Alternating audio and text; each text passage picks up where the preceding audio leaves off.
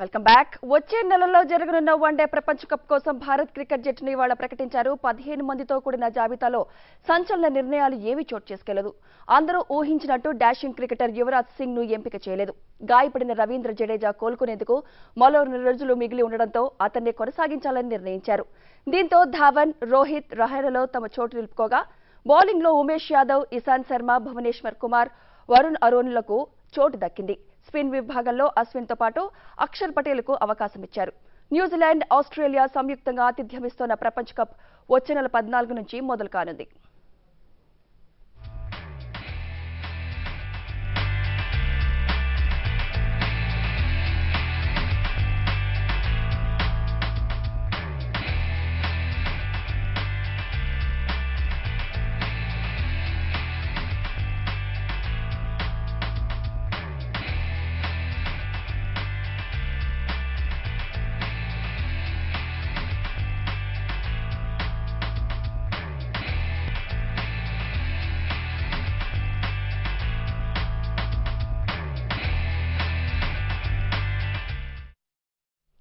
మరి వచ్చే నెలలో జరగనున్న వన్డే ప్రపంచ కప్ కోసం భారత్ క్రికెట్ జట్టును ఎంపిక చేశారు. మరి దీనిపై మరింత విశ్లేషణ మాజీ క్రికెటర్ సాయిబాబు గారు మన స్టూడియోలో ఉన్నారు. మరి సార్, మరి 15 మందితో కూడిన జాబితాను విడుదల చేశారు.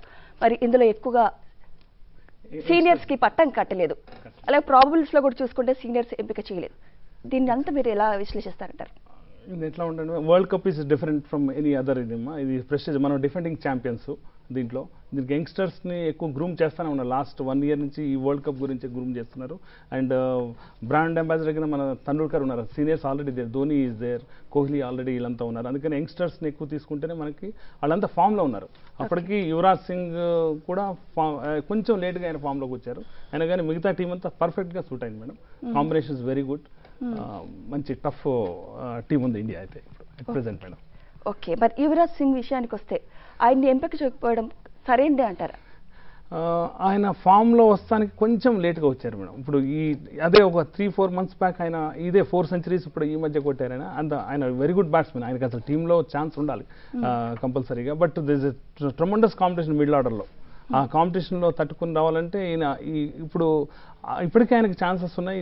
టీం ఇంకెందుకంటే కొంతమందికి ఇంజురీ లిస్ట్లో ఉన్నారు. లాస్ట్ మూమెంట్లో కూడా ఈవెన్ స్టార్ట్ అయిన తర్వాత కూడా సెలెక్టర్స్ కెన్ సెలెక్ట్ టీమ్. ఎందుకంటే ఎవరైతే ఇండియా కప్ చాలా ఇంపార్టెంట్ మనకి. అందుకని ఈ స్టాండ్ బైలో ఉన్న వాళ్ళని కూడా తీసుకోవచ్చు దాంట్లో. అందుకని Yuvraj Singh is tremendous batsmen and definitely ఏమాత్రం ఛాన్స్ ఉన్నా he will get chance in the series. Okay, మరి రవీంద్ర జడేజా ఫిట్ గా లేరు. ప్రపంచ కప్ టైం కల్లా ఆయన ఫిట్నెస్ ఎలా ఉండబోతుంది? కోలుకోగలుగుతారంటారా? ఒకవేళ ఆయన కోలుకోలేకపోతే అప్పుడైనా అట్లీస్ట్ యువరాజ్ సింగ్ ఏమైనా ఛాన్స్ ఉందంటారా? Ravindra Jadeja is allrounder madam. ఈయన యువరాజ్ సింగ్ కూడా ఆల్రౌండరే.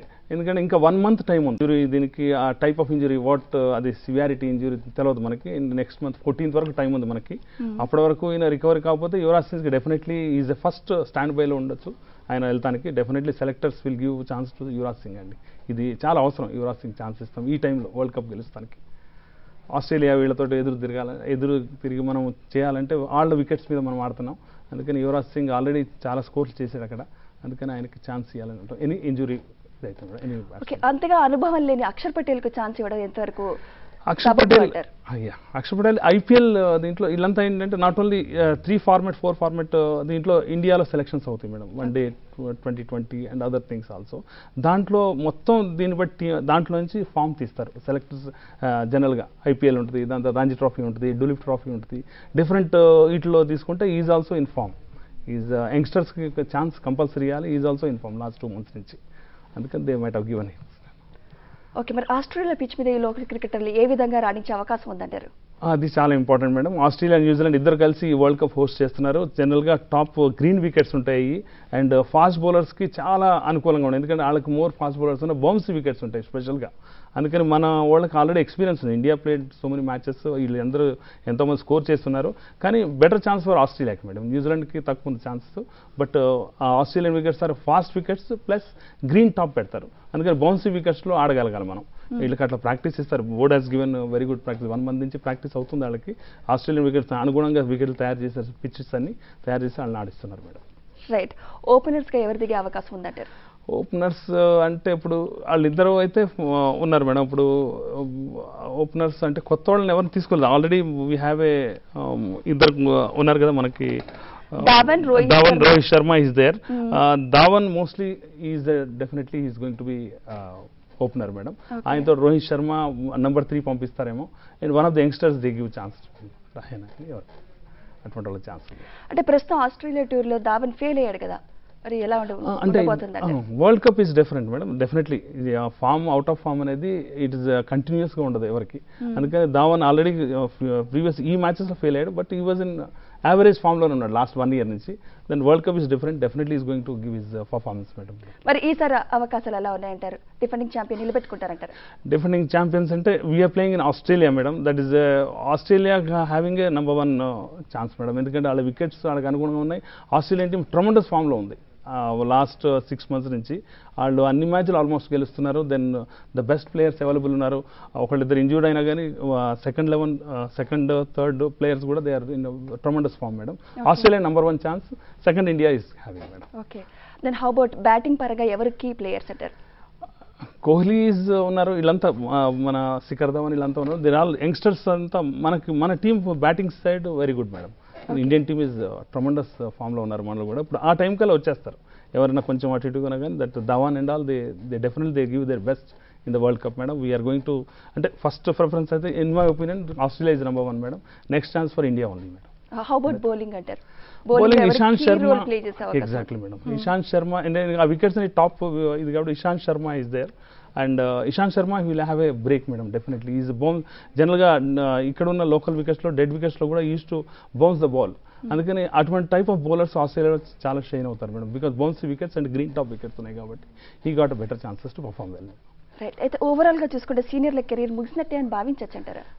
అట్లానే మనలే మేడం. ఎందుకంటే it is not that almost juniors are doing very well madam. All the local లీగ్లో కానీ లోకల్ ఇండియన్ మ్యాచెస్లో కూడా youngsters lot of youngsters are waiting to get the Indian team chance దొరకడానికి. ట్రమండస్ ఫామ్లో ఉన్నారు. బట్ ఒకళ్ళిద్దరు seniors already ఉన్నారు కాబట్టి they can maintain the team madam with Tendulkar background. Okay, అయితే మరి ఓవరాల్గా చూసుకుంటే ప్రపంచ కప్లో ఈసారి మన అవకాశాలు ఎలా ఉన్నాయంటారు? Then 3 teams madam. Australia number 1 ఉంటుంది. Now South Africa also they are doing well. Last so many months they are in form. India is definitely Indians team is very good madam. First preference I give to Australia. But India will perform well. And injuries నుంచి బయటపడితే దెన్ మొత్తం team ఉందంటే definitely we are going to perform excellent and tremendous performance. అంటే యువరాజ్ సింగ్ని పక్కన పెట్టి ఆల్రౌండర్గా స్టూవర్ట్ని బరిలో దించడం కరెక్టే అంటారా? Stuart Benny, it's okay, but Yuvraj Singh is showing a lot of difference, madam. Yuvraj Singh is a highly matured cricketer. Already he has performed well in different so many world records he has made, and he is in tremendous form with scoring recently Ranji Trophy lo 4 centuries continuous chesi. And ee time lo Yuvraj Singh he has chance definitely. Then he is going to perform. Yuvraj Singh I vote. This is a wonderful idea. Then defending champions, we should win the World Cup, but Australia is in tremendous form. That is one of the reasons. But India also having a very good chance.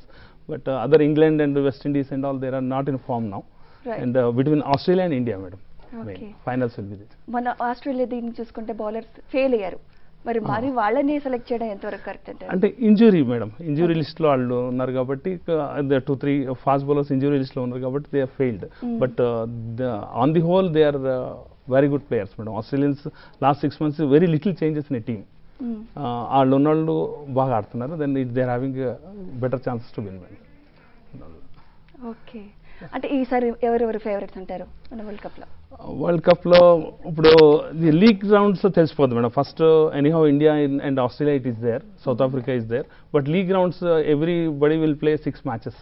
దాంట్లో quarter finals వచ్చే వరకు beginning మ్యాచెస్లో తెలిసిపోద్ది. Then there is tremendous hype will be there.